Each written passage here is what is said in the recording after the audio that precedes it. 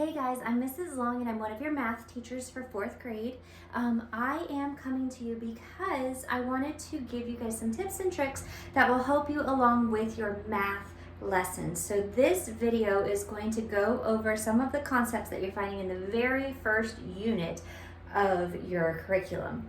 All right, so one thing that I want to emphasize that's really important with math is understanding vocabulary. And you hear a lot about vocabulary in other subjects.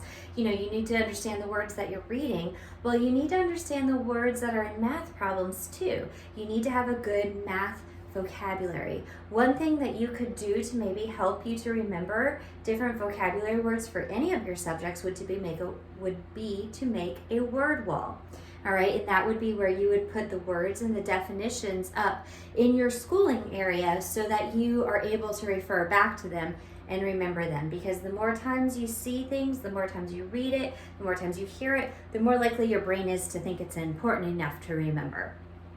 Okay, so one of our first vocabulary words that we're going to talk about today is the word digits. Digits stands for any single number, 0 through 9. So 0, 1, 2, 3, 4, 5, 6, 7, 8, 9. Those are all digits, okay? And in bigger numbers, our digits have value. That means that they have an amount that they're worth, and their place within the number determines their value. Okay, so imagine this for me. If you had 5 pennies, you have 5 nickels, and you have 5 dimes. All of those you have 5 of, right? There's the same digit, but the coins have different values. So because the worth of the pennies is 1, you have 5 cents with the 5 pennies. Because each of the nickels is 5, you have 25 cents. And then because each of the dimes is worth 10 cents, you have 50 cents. Even though each coin you have the same digit of, you have 5 of them, okay? Same thing with numbers. Now, when we look at big numbers, and this year you're gonna go up to the 100 millions place. So that's 9-digit numbers, which is huge. That's a big number. There are some tricks to help you to remember the places. So to go over that, I'm gonna tell you guys a story, okay? This is a story of a place called Number Valley. Now in Number Valley, a long time ago, there was only one family that lived there. And that family had 3 children. Their oldest child was named 100.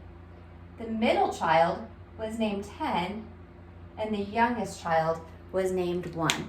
Okay, and so these kids lived and they were happy in Number Valley, and anytime their mom needed them to come in for dinner, she'd go out in the backyard and she'd yell, 100, 10, 1, time for dinner, and they'd all run up to the house and they would have their dinner and they lived happily. And then they got a neighbor. All right, they got new neighbors, and you know what's really funny is their neighbors also had 3 kids. And their oldest kid was also 100. Their middle kid was also 10. And their youngest was also 1. Uh-oh. I don't know if you've ever been in the class with somebody who has the same name as you, but it can get confusing, right? Because if the teacher calls out 100, which one's going to respond? You have to add a last name, okay? So it wasn't too bad with just 2 families, but then a 3rd family moved into Number Valley. Can you guess how many kids they have? I bet you guessed 3. And if you had to guess, can you figure out their names? The oldest was 100, the middle was 10, and the youngest was 1. Well, now the parents were running into some trouble because when they would go out in the backyard and they'd call 100, 10, 1, time for dinner, the kids would all run up, but they didn't know who they were calling. They didn't know which group of kids needed to come in. So they had to do something. Now, the very first family that moved in were like, we're number 1, because they were the first family. So they added the last name Ones. Okay? And then they decided, you know what? Let's build a fence because that will make it even clearer where our yard is. The second family said, you know what, we are going to be the thousands family.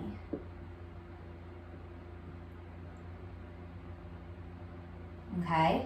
And they also built a fence. And then the third family said, you know what last name we want to have? We want to be the millions family. And now it made it so much easier because now they had last names. Okay, so if you want to use this story to help you, let me show you how it can help you. Let's say I write a number. Let's say I write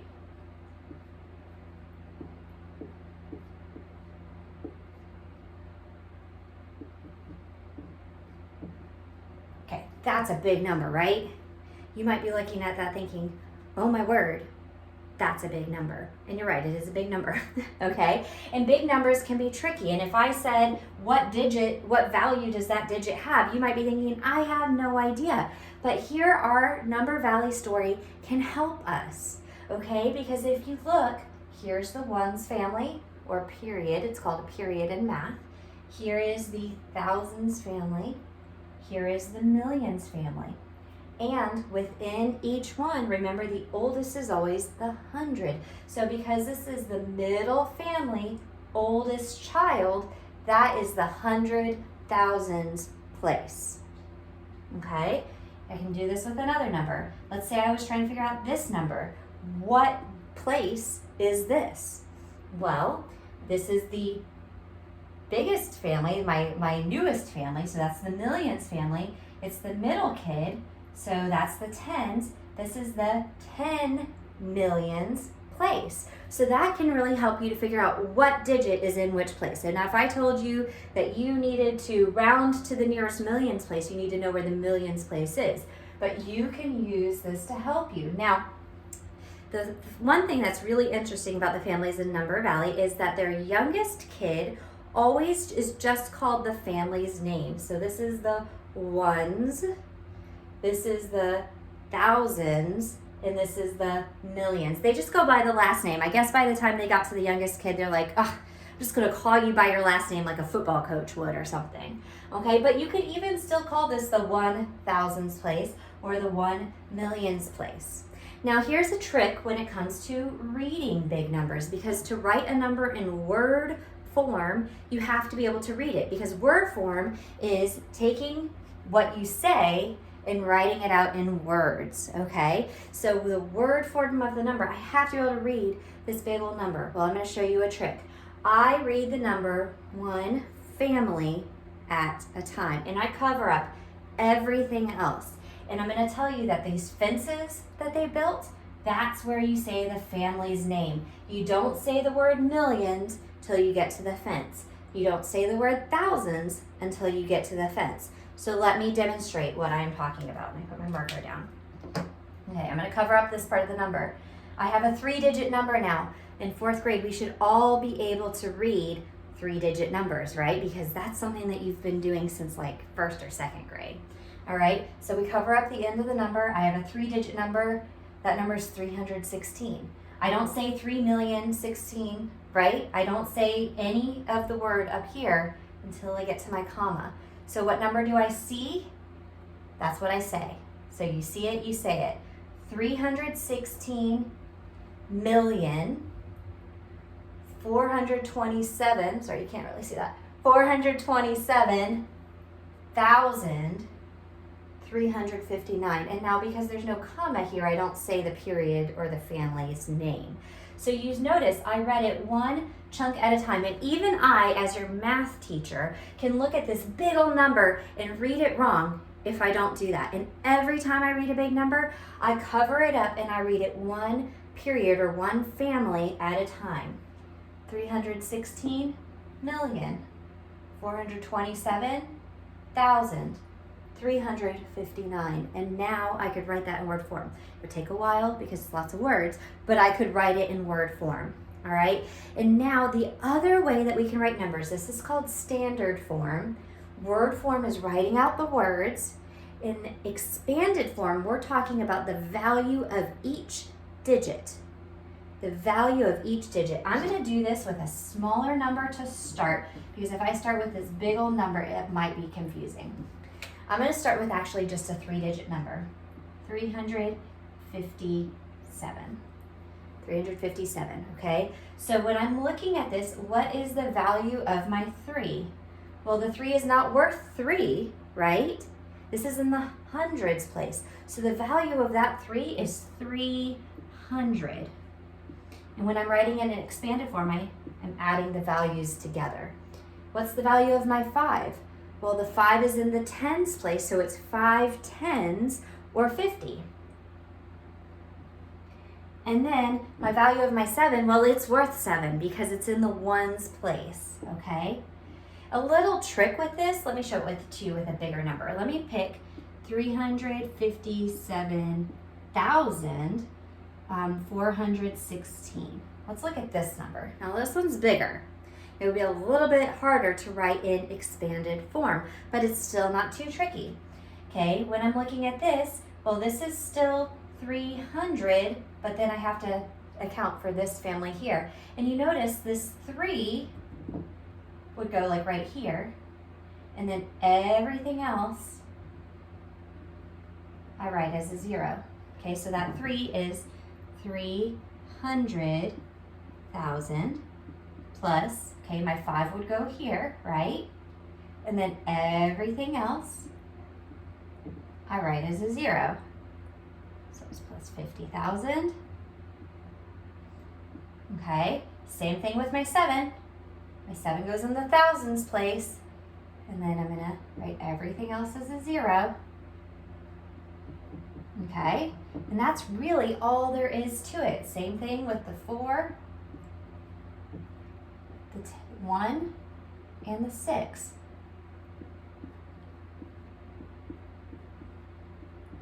Okay, and there's my number written in expanded form. I've taken the value of every digit. What is that digit worth based on its place? So understanding this is going to be the key for the rest of it. Now, sometimes you see a number that's already written in expanded form. Let me grab a paper really quick. Tissue will erase my board a little bit easier than my teeny tiny eraser. All right. Sometimes we see a number that's written in expanded form and it tells you to write it in standard form. Standard means normal. The word standard means normal, and so the standard form of a number is like the normal way you see a number written, okay? You almost always see numbers represented in standard form. So let's see, I have this right here. I have 20,000 plus 400 plus 60 plus 5. And they want me to pick like which one is written in standard form correctly. Here is what I always do. I always look for the number that has the biggest value. That right here is 20,000. How many digits does 20,000 have?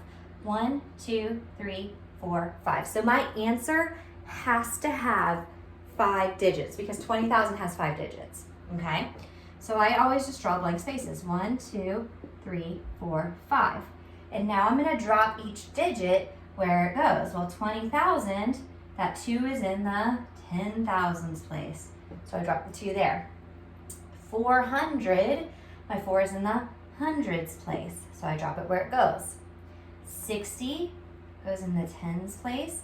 5 goes in the ones place. And here I notice I have a blank space, and we have a rule. We fill all blank spaces with a 0, okay? Because zeros show up in the middle of numbers, but when I'm writing in expanded form, I don't have to write plus 0, because you know what happens when you add 0? Nothing, right? It doesn't change anything. So right here, I've taken my number in expanded form and I've changed it into standard form. So again, those are just some different tricks to kind of help you with the lesson. If you're still kind of unsure, I recommend going back and rewatching this video a couple of different times. Really pay attention and think about the different things that we talked about. We talked about how we can identify place value based on our number valley story. We talked about writing numbers in standard, expanded, and word form, and how to go from one form to another. All right, remember when we read big numbers, we cover up one family at a time. Even this one, look, 20,465. It makes it a lot easier to read the number correctly, okay? So please let me or your math teacher know if you have any questions at all. We are here to help and to support you. There are also great math videos that you can find online. One of my favorite sites is Khan Academy, and in the fourth grade toolkit, we have a whole bunch of great Khan Academy videos linked. Another one that you can find on YouTube is called Math Antics, and he also has a lot of really great math videos to help support the curriculum. All right, have a great rest of your day. Happy Math Day, and I was trying to think of something creative and it didn't pop in my head fast enough. So have a happy Math Day, and we will come back with another video soon.